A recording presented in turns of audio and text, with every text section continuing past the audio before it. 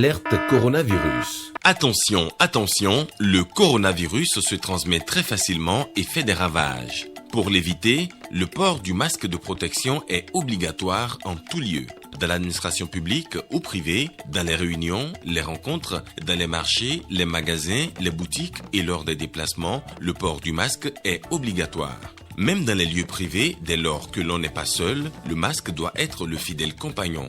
Mais attention, le port de masque de protection ne dispense nullement d'appliquer les autres mesures de prévention, notamment le lavage des mains à l'eau et au savon et l'observance de la distance de sécurité sanitaire d'au moins 1 mètre entre personnes. Enfin, s'abstenir de porter des gants en vue du lavage régulier des mains à l'eau et au savon ou de l'application de gel hydroalcoolique. Pour tout savoir sur l'épidémie du coronavirus au Bénin, rendez-vous sur le site web www.gouv.bj/coronavirus. Ceci est un message du gouvernement de la République du Bénin. 3e congrès du Parti Union démocratique pour un Bénin nouveau. L'événement a eu lieu ce samedi avec comme invité surprise le chef de l'État. Les détails dans ce 20h.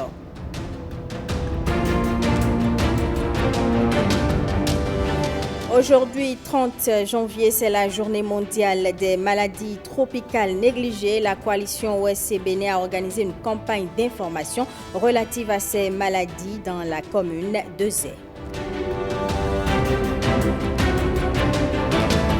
Nous parlerons également dans ce journal du projet relatif à la santé et aux droits sexuels des jeunes qui a été lancé. Le projet est porté par les universités du Bénin.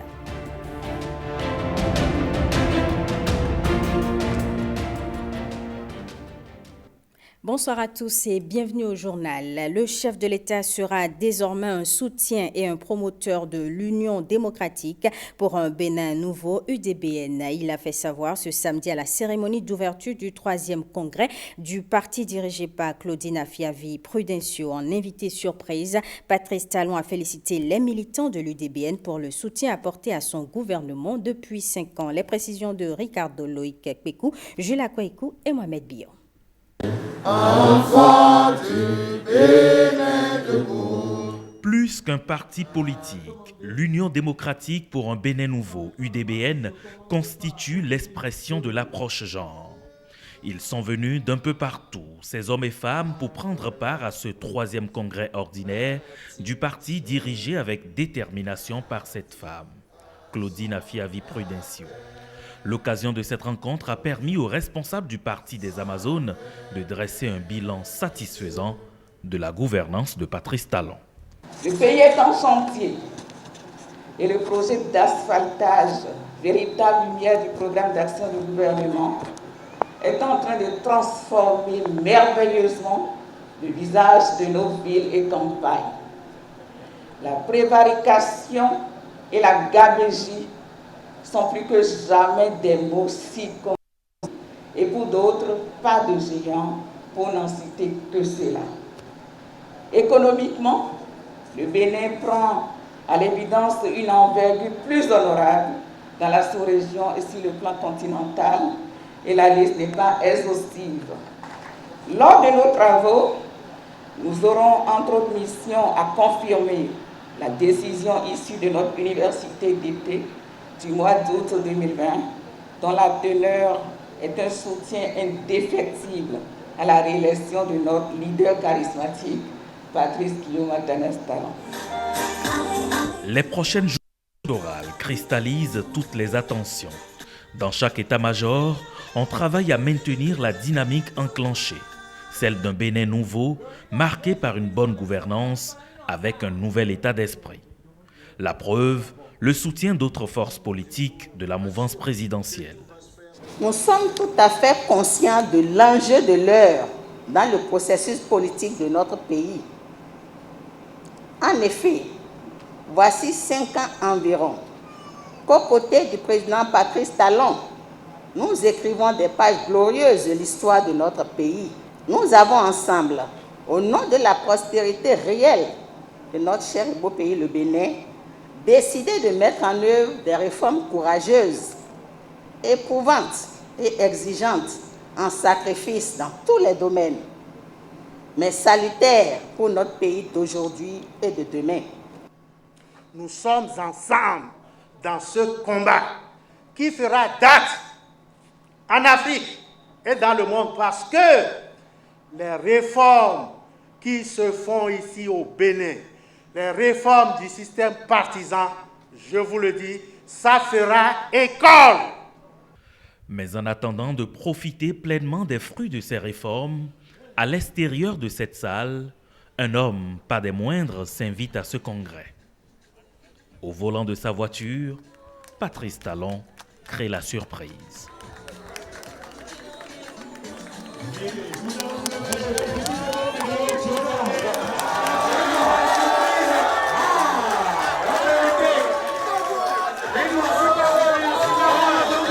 Excellence, Monsieur le Président de la République, la famille UDBN se sent fortement honorée. Merci d'avoir, par cette visite, décidé de renforcer notre mental d'acier, de nous doper le moral, de faire monter d'un cran la ferveur et la détermination qui nous animent derrière vous pour que vous poursuiviez et consolidiez l'œuvre salvatrice et gigantesque que vous abattez au sommet de l'État. Enfin, notre pays a amorcé son vrai développement. Un développement que compte poursuivre le président de la République. Patrice Talon a apprécié le soutien apporté par l'UDBN à son gouvernement et pour avoir résisté à la réforme du système partisan. Vous me donnez l'opportunité de vous remercier, de vous exprimer ma profonde gratitude, de vous exprimer mon admiration, mes félicitations depuis bientôt 5 ans. L'UDBN, ses militantes et ses militants, ses responsables à divers niveaux n'ont jamais marchandé leur soutien. Vous m'avez accompagné depuis le début, tout le mandat durant. Vous m'avez accompagné personnellement dans mon ambition de contribuer à révéler le Bénin. Vous avez accompagné tout le gouvernement dans son ambition de commencer à réaliser le développement de ce pays avec la contribution de chacun de nous. Notre devoir, en tant que responsable ou leader politique, est de croire, d'espérer que le changement est possible et d'impulser le changement. J'ai dans ce rôle œuvré au changement de l'arène politique. Et j'ai fait avec beaucoup de détermination ce que, à mon âme et conscience, j'ai jugé bon pour réformer le pays en vue de son développement réel. J'y ai cru, en toute sincérité. Mais Amazon que vous êtes, soldat que vous êtes d'une cause, celle du Bénin nouveau, vous avez pensé que dans votre singularité, vous pouvez contribuer à l'émergence d'un Bénin nouveau. Je n'ai pas abandonné mon idée, je n'ai pas abandonné la cause, je n'ai pas abandonné l'objectif de la réforme. Mais je sais que l'objectif est atteint différemment.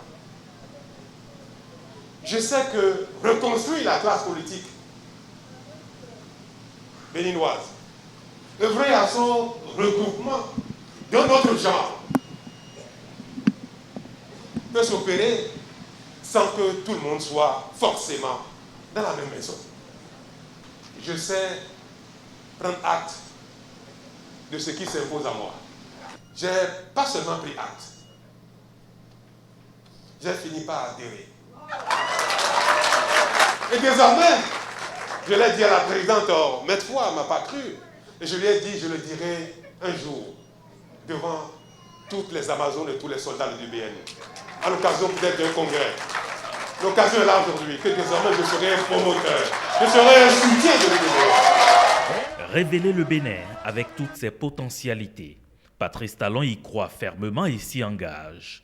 Le message d'espoir délivré est apprécié à sa juste valeur par les militantes et militants de l'UDBN qui peuvent désormais saluer avec plus d'enthousiasme la détermination de l'invité surprise qui repart sans doute fier d'être le pionnier de la Renaissance du Bénin.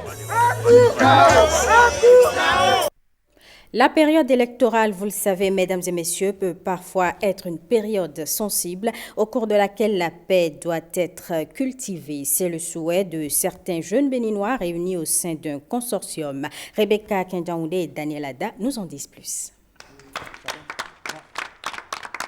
Le flambeau de la paix, maintenu allumé à bout de bras pour en appeler à l'unité de tous les Béninois.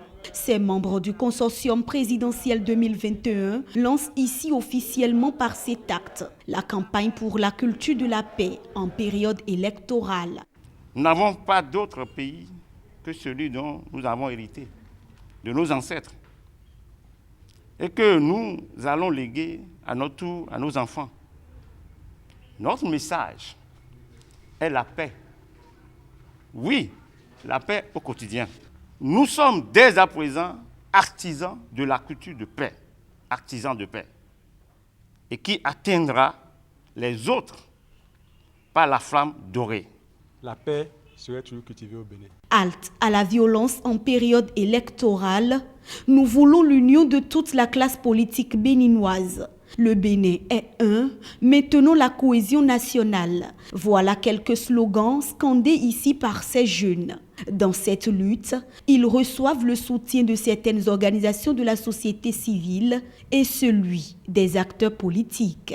Nous demandons très humblement à la Cour constitutionnelle, à la Cour suprême, à la Sénat, toutes les institutions, aux hommes des médias, de faire le travail qui leur revient.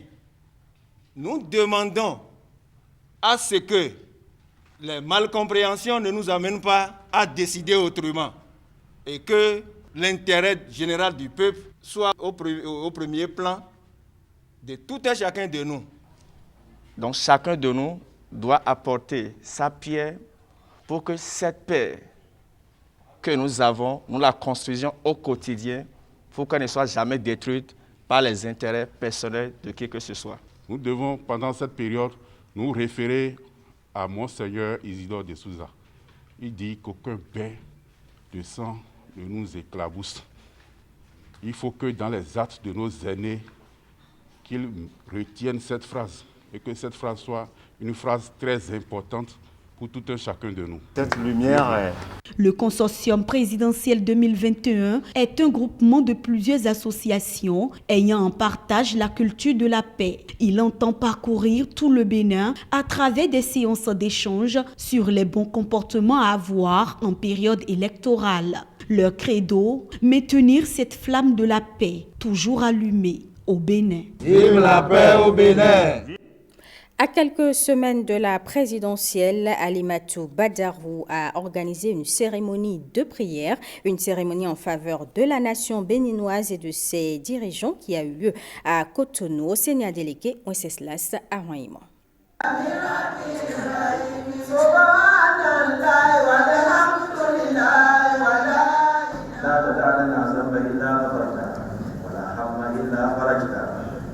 Préserver la paix au Bénin et prôner la non-violence en période d'élection présidentielle de 2021. Alimatou Badarou et les fidèles musulmans s'inscrivent dans cette logique.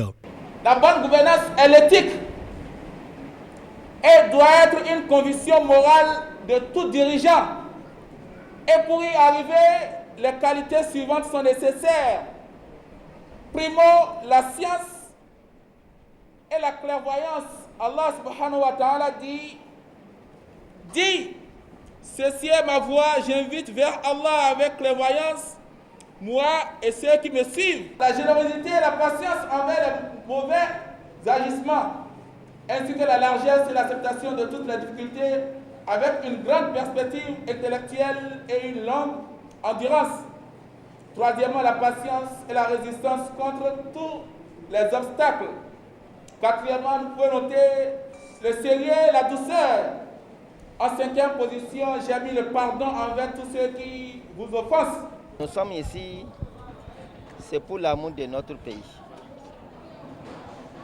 Notre sœur Alima, il nous a dit de venir pour qu'on va s'aider à prier pour notre pays. La lecture du Coran par les imams venant de plusieurs localités marque un acte symbolique à cette séance.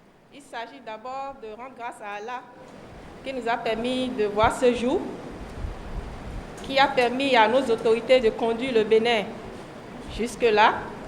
Et je veux dire expressément Alhamdulillah, Alhamdulillah, Alhamdulillah, Alhamdulillah Rabbil Alamin à Allah. Parce que on nous a dit dans la sourate 25, verset 117, dit Allah est mon Seigneur. Si vous voulez qu'il vous entende, vous devez prier. Pour cette fidèle musulmane, l'initiatrice de cette prière, la paix est un attribut de Dieu qu'il faut à tout prix préserver. C'est une initiative à saluer parce que nous abordons un virage. Alors, nous avons déjà parcouru 5 bonnes années sous la protection du Seigneur. Nous lui rendons grâce de cela, parce que nous avons vu un Bénin transformé, un Bénin qui nous apaise. Après tout, nous avons besoin de la paix au Bénin et nous avons besoin de prier Dieu pour que les échéances à venir, pour que ça se passe dans la paix et dans la sérénité. Au-delà de l'attitude de Badarou Alimatou, cette démarche doit faire école au niveau d'autres sensibilités religieuses. On parle toujours de paix. L'Observatoire de la jeunesse pour le développement et la citoyenneté a lancé ses activités à travers le concept Fierté 229. L'Observatoire veut inculquer à la jeunesse les notions de paix et de respect de la chose publique.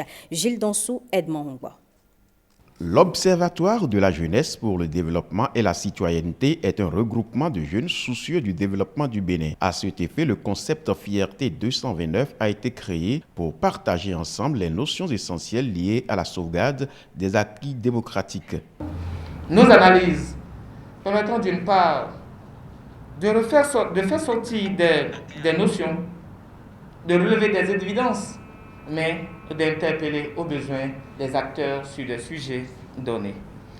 Il s'agit de partager avec vous un concept qui découle de l'action du chef de l'État. Et pour nous jeunes au niveau de l'Observatoire, appréciant les différents engagements des uns et des autres, les comportements qui résultent, il faut faire remarquer que le Béninois devient plus soucieux du bien public. Le Béninois devient tout à fait plus responsable quant à sa tâche qui doit, et tout cela en accord avec le résultat qui est attendu. Un communiqué final a été rendu public. L'Observatoire invite ainsi les populations à cultiver la paix et la non-violence. L'Observatoire lance la Fierté 229 comme un état d'esprit et de pensée.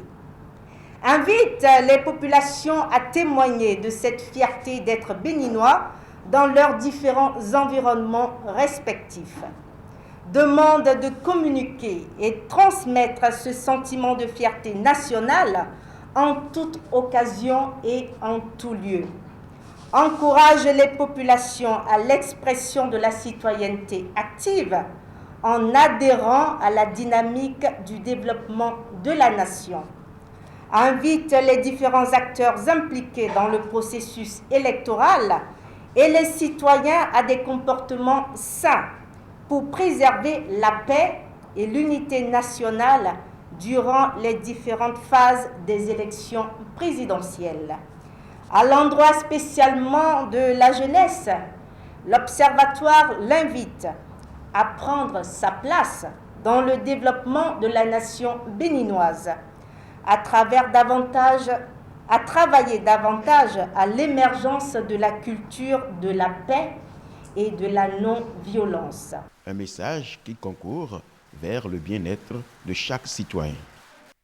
Porto Novo, la capitale, est reconnaissante des projets d'assainissement et de développement entrepris depuis 5 ans. Conduite par l'un de ses fils, le ministre Dona Jean-Claude Oussou, les forces vives de la ville aux 3 noms l'ont exprimé hier vendredi. Jérôme Mungbo pour les détails. Il y a quelques années encore, des mouvements d'indignation se sont multipliés quant à la réhabilitation de la capitale du Bénin. Mais depuis 2016, le projet asphaltage, la construction des routes, l'électrification accélérée et bien d'autres projets ont sonné le rassemblement des filles et fils et des cadres de Khogbonou. Ils s'expriment en termes de miracle. Au regard du rattrapage du retard du Bénin, on parlera du miracle béninois dans tous les secteurs d'activité au Bénin et dans le monde entier. Le miracle béninois sera enseigné dans les écoles africaines.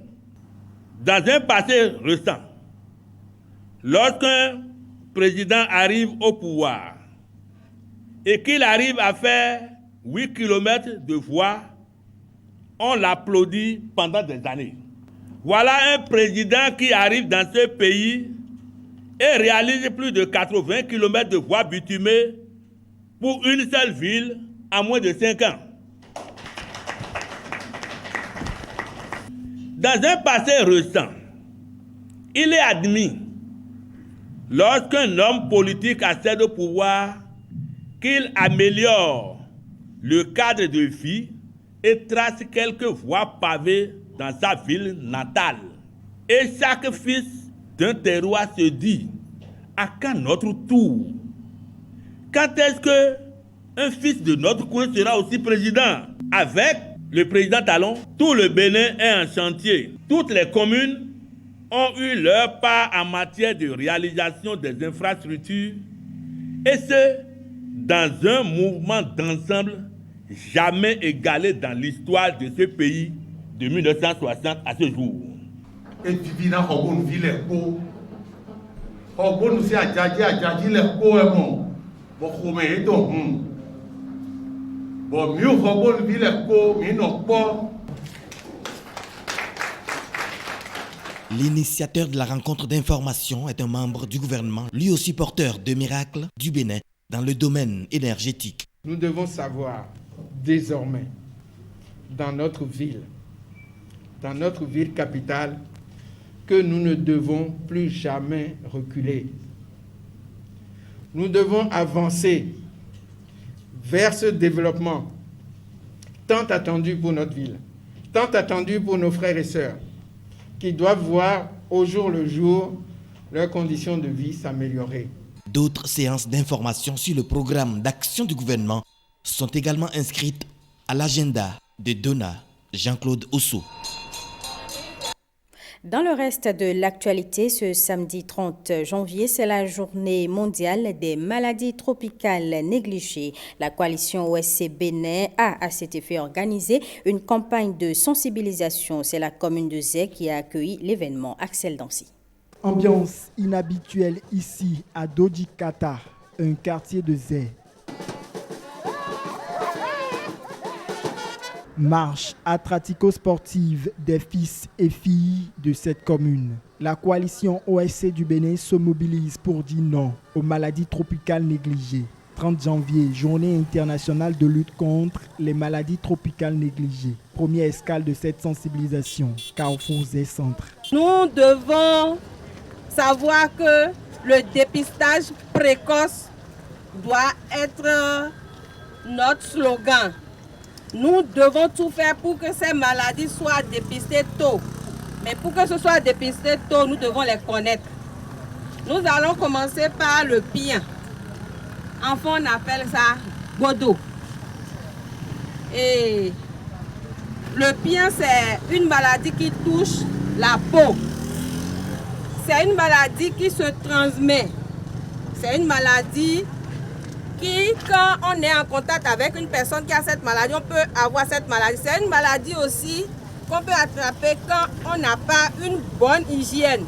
Si je prends la lèpre dont je vous parle, ça ressemble un peu à une maladie que nous voyons souvent chez nous. Et on dit, bon, ordinairement, on dit vulgairement d'âtre, enfant goût. Bon, vous allez voir que la partie de la peau qui est touchée est plus claire que les autres parts, la coloration normale de la peau. Même exercice au carrefour du marché Zé. Cap sera ensuite mis à l'hôtel de ville de cette commune, point de chute de cette caravane. Ici, un plaidoyer est fait. Chers élus de la commune de Zé, vous n'êtes pas sans savoir que les niveaux de financement actuels sont insuffisants pour parvenir à la couverture universelle en santé d'ici 2030. Le gouvernement et les élus locaux doivent augmenter les investissements domestiques et allouer avant de financement public à la santé grâce à des ressources équitables et obligatoires.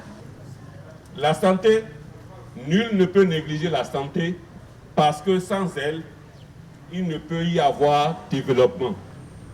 Et nous, l'équipe que nous avons aujourd'hui au niveau de la commune de Zé est ici non pour la politique politicienne, mais pour le développement de la commune de Zé. Donc pour cela, je pense qu'on ne peut pas impacter le développement dans une commune sans se préoccuper réellement de la santé de ces êtres.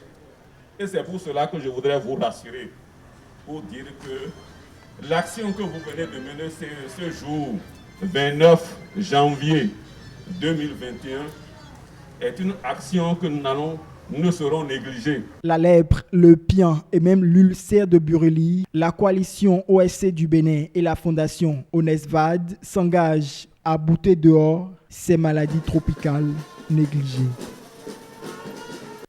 Le ministère des Affaires sociales s'engage dans la lutte contre les violences basées sur le genre. Une équipe de la Direction des Affaires sociales était hier à Soava pour sensibiliser les femmes et les jeunes sur le sujet. Jean-Claude James, Ernest Etegou. Une séance plutôt interactive face à ces femmes et jeunes élèves, des assistants sociaux qui explorent avec elles les pistes de solutions contre des phénomènes qui font des ravages à Soava. En 2020, on dénombre dans la commune de Soava 102 cas de mariage précoce, 79 cas de grossesse précoce, 46 cas de violences sexuelles exercées sur les filles, 108 cas de violences physiques exercées sur les femmes, 59 cas de violences sexuelles exercées sur les femmes. Les droits des femmes et des filles sont violés et leurs aspirations à un avenir meilleur sont détruites. Vraiment, c'est des chiffres qui parlent, qui nous interpellent. Et c'est la raison pour laquelle Madame la ministre a souhaité que nous tenions cette séance pour qu'ensemble, nous puissions nous poser les bonnes questions. Quels sont les facteurs qui expliquent qu'au niveau de la commune, nous soyons encore à ces taux très élevés? Qu'est-ce qu'il faut faire? Qu'est-ce que vous nous proposez? Des témoignages ont été faits, des expériences partagées et des engagements ont été pris car le message du ministère des Affaires sociales est compris.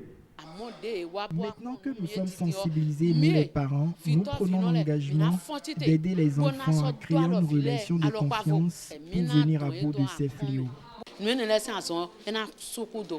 J'ai retenu que l'avenir doit être important à chacun de nous. Parce que si tu n'as rien et tu n'as aucun travail, aller sur le toit d'un homme, il peut te traiter comme tout ce qu'il veut. Le message que je voudrais envoyer aux hommes, c'est aujourd'hui, je veux leur dire de garder bien ce qu'ils veulent faire. Si tu es en apprentissage, de réfléchir bien et de reconnaître ce que tu fais. Si tu es élève, de faire tout ce que tu peux faire pour devenir quelque chose de mieux. D'autres séances du genre sont prévues, surtout à l'endroit des hommes, dont la partition compte pour beaucoup dans la réussite de ce combat. Et pendant ce temps, les universités du Bénin s'intéressent aux problèmes de la jeunesse. Elles ont un projet relatif à la santé et aux droits sexuels des jeunes. Les activités du projet ont été lancées hier à Cotonou. Jean-Claude James, Benjamin Benayan.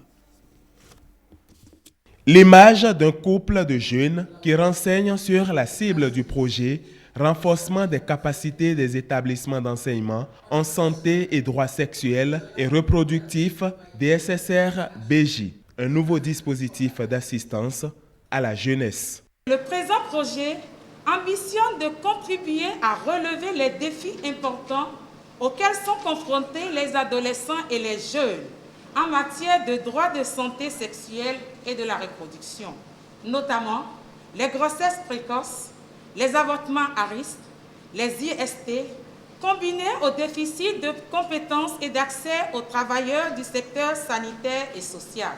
Le DSSR-BJ est le fruit de la coopération entre les universités du Bénin et leurs partenaires des Pays-Bas. Cette coopération des institutions montre aussi que cette approche de la santé sexuelle demande une synergie entre organisations, demande une approche multisectorielle et une approche avec différents acteurs. Le renforcement institutionnel pour la prise en compte des questions liées au genre et à l'inclusion, ou encore le plaidoyer, la sensibilisation de masse, afin de faire comprendre à tous les acteurs de nos lieux d'éducation qu'ils ont des droits et aussi des devoirs les uns à l'égard des autres. Le projet DSSR-BJ fait bien en ne laissant aucune institution publique de l'enseignement supérieur de côté. Le projet est lancé et l'équipe de coordination peut compter sur l'accompagnement des autorités comme la ministre de l'Enseignement supérieur et celle des Affaires sociales. Ma présence à la cérémonie de ce jour illustre donc toute ma disponibilité et mon engagement à accompagner la réussite du projet. J'ai espoir que le projet apportera des changements positifs, significatifs dans notre marche vers la pleine jouissance par tous des droits à la santé sexuelle et reproductive et par ricochet vers un développement économique et social inclusif, durable. En effet, ce projet est la preuve édifiante de la vitalité du secteur de l'enseignement supérieur de la recherche qui se doit de proposer des solutions aux différents maux que traverse notre société. Je voudrais finir en souhaitant bon vent au projet DSSR-BJ que je m'emploierai à suivre personnellement de près afin de mesurer les résultats de son action sur le terrain. L'autre temps fort de la cérémonie est la remise des prix aux lauréats des concours organisés dans le cadre du projet.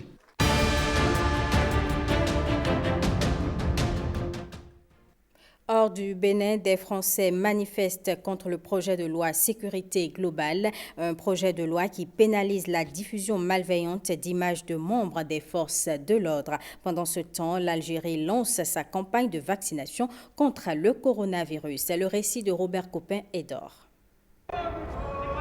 En France, de nouveaux rassemblements ont lieu ce samedi dans plusieurs villes pour dire stop à la proposition de la loi sécurité globale, combattue depuis novembre par les défenseurs des libertés publiques et syndicats de journalistes pour défendre le droit à la culture. L'espoir fait vivre. Donc on a bon espoir, oui, parce qu'autrement, si on perd l'espoir, on perdra sûrement beaucoup de liberté. Toujours motivé, on est là. Vous avez vu le temps à Lille ? Il faut être vraiment motivé pour venir, mais on est motivé, on sera toujours là, toujours présent. Moi je pense que c'est une loi liberticide. C'est moi, je ne veux pas faire de longs commentaires, c'est liberticide. Voilà. Désolé, je ne peux pas faire plus que ça. L'important c'est d'acter de notre présence, c'est plus important. Ça ne peut être pas très nombreux, mais il y a quand même une manifestation le 4, ça plus conséquent, mais on n'est pas beaucoup, il faut être là. Il faut montrer qu'on est là. Le collectif Stop Loi Sécurité Globale cible également les articles 21 et 22 sur l'usage des caméras piétons et des drones par les forces de l'ordre. Il s'oppose en outre au nouveau schéma national du maintien de l'ordre, régulièrement évoqué par les forces de l'ordre pour limiter la couverture médiatique des